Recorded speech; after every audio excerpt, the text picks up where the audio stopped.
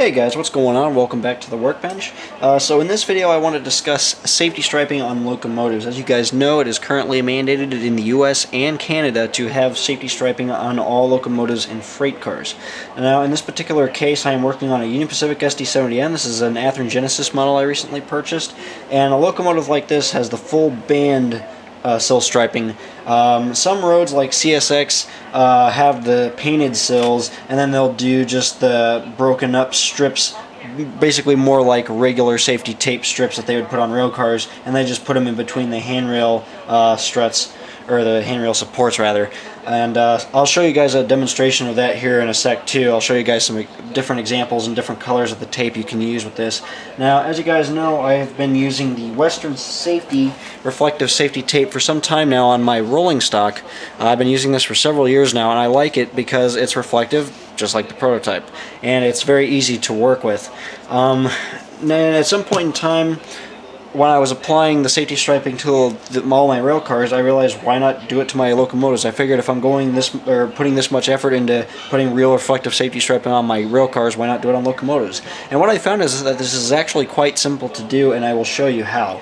So with this material, it comes in a roll like this when you purchase it, the Western Safety material. And with this, basically what you want to do is pull out a strip like this and cut yourself out a yellow band. The black bands are pretty much useless. These aren't reflective, it's just the yellow bands that you want. So you cut out a strip of the yellow and you basically get a piece like this. Alright, so I usually set this down on a nice flat even surface, something like this. Now the material is on this basically this paper backing that's very bendy, and so you want to kind of be careful. You don't want it to slip around or anything like that. But basically what I do is I use a metal straight edge, and I highly recommend a metal straight edge, not a wooden straight edge or a wooden ruler, because when you're using an X-Acto knife to cut this material out, you'll end up taking the blade, and when it's rubbing up against the straight edge, it'll actually cut chunks of wood out of your straight edge, and it won't become a true, it won't be a true straight flat piece of wood anymore. It'll have jagged edges, and you want to avoid that. You want to use a metal straight edge where it's a nice clean solid edge. So what you do is you take the material. Now you can see I've already cut a few pieces off of this strip here, and you just take the strip, place the metal straight edge, and you're basically determining the width of the material, how much you're going to need on the sill here. So about the width of the sill basically is what I'm determining, and you just make sure that this is completely straight.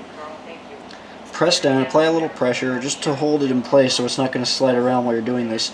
And always use a brand new hobby knife blade for this. This is very important. See how sharp this thing is? It has to be sharp. You don't want to use a rough, jagged, used hobby knife blade because it will make jagged, rough cuts. And you want to avoid that. You want a nice clean cut for this material. So basically you just take it out. Once you get it all evened out, you just cut a strip out.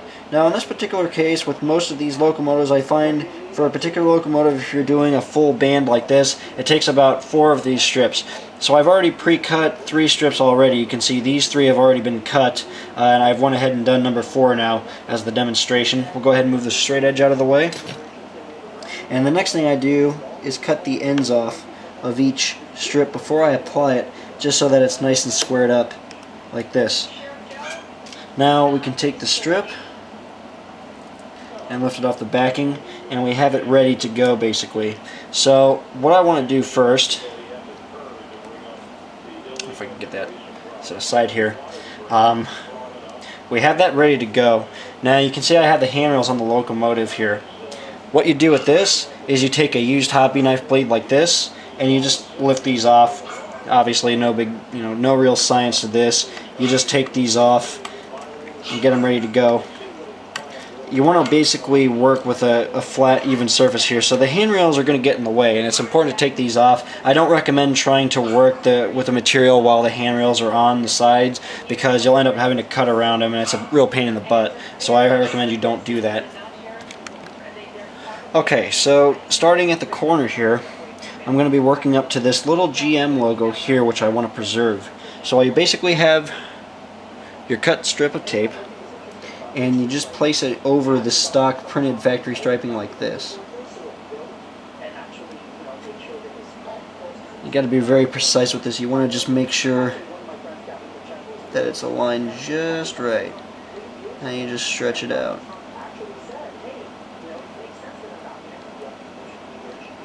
And you just start applying it. Now, because this tape is a self-adhesive backed, it just sticks right on. You don't need to use any kind of glue or anything like that on this. However, when you get into little corner steps, which I'll show you guys here in a sec, we'll go ahead and cut that little bit off. You can see we worked around the GM logo there. I want to preserve that. But when you get to little corners like this, where with these ST70Ms you kind of have a curved, angled step like this, when you put the striping under this, you want to generally sometimes take like a little piece of wire, or maybe any kind of like little applicator, even a micro brush. You can use one of those, and you just want to dab a little CA adhesive on the corners. That way you can properly secure it, because working with this tape, it is a little bit stiff of a tape material, and it will have a hard time kind of adhering to these little corners. But essentially you can still do it, but sometimes with that you'll have to use a little glue to kind of tack the corners down. So we'll go ahead and cut that piece off, and just like that you can see that it kind of bends and it doesn't really want to stay there. That's where the glue comes in handy. I'm going to go ahead and just leave this piece in for now. I'll come back and tack it down later, but basically we have what we want there. So we'll go ahead and keep going here. Again, working around the little logo here underneath the battery box cabinets, and then we get to the first handrail, or the first drilled hole for the handrail, and you just kind of lift up the tape, eyeball where it is, and then cut the strip right before that hole. That way you're not covering it. So as we keep working along the sill here, you just keep working around these handrail openings, and I found that this is the simplest way to do it. And it's just to take your time, and it doesn't take too long, but it's just being extra cautious just to cut the tape precisely. Obviously you don't want any big gaps in between these openings. You want it to basically be flushed right up, or flush with the handrail supports, so when you put the handrails back in, you won't even see these cutting marks, or these, the spaces in between where the tape is cut. It'll basically hide it. So you want to be precise with this and basically butt the tape right up to these holes as close as you can without covering them. And you just keep working along until you get the whole sill covered.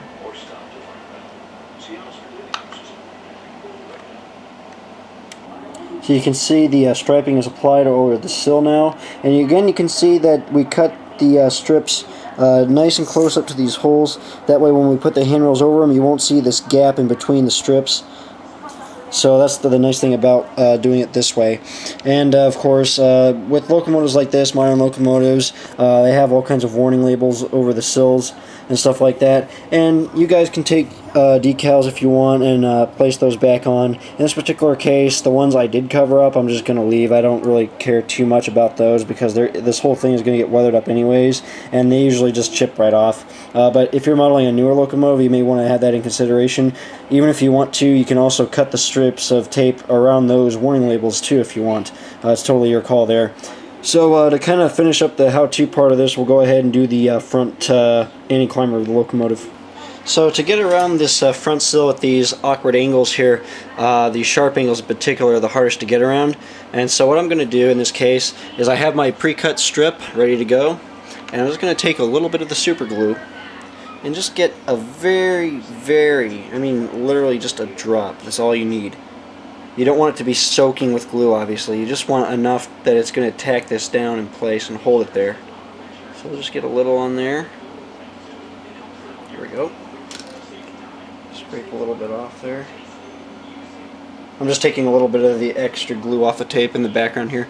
And now we can go ahead and carefully apply this, and then start to conform it to that corner, and then just start conforming it.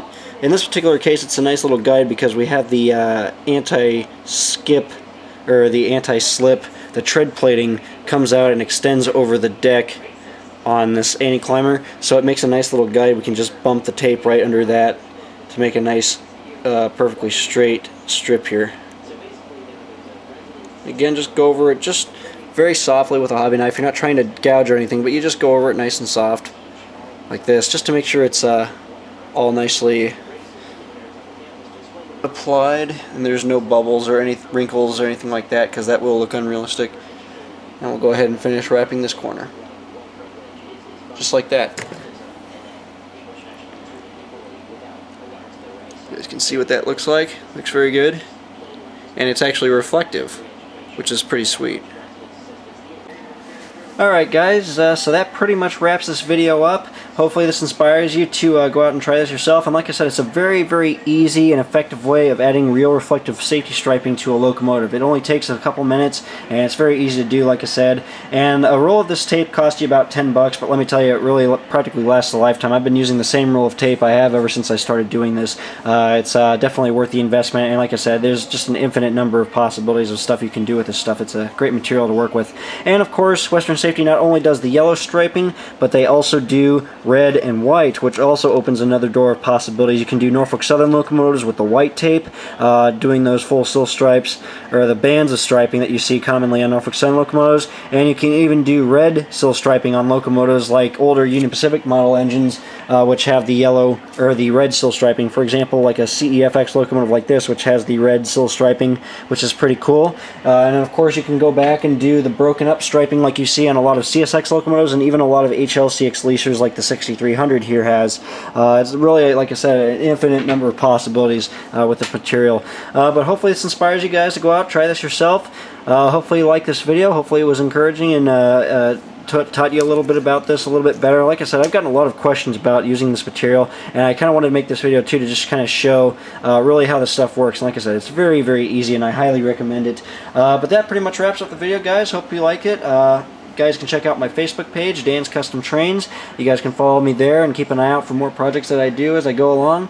And be sure to stay tuned here on YouTube as well for some more videos. I'll have a couple more uploading here pretty soon. So thanks for watching, guys, as always, and take care.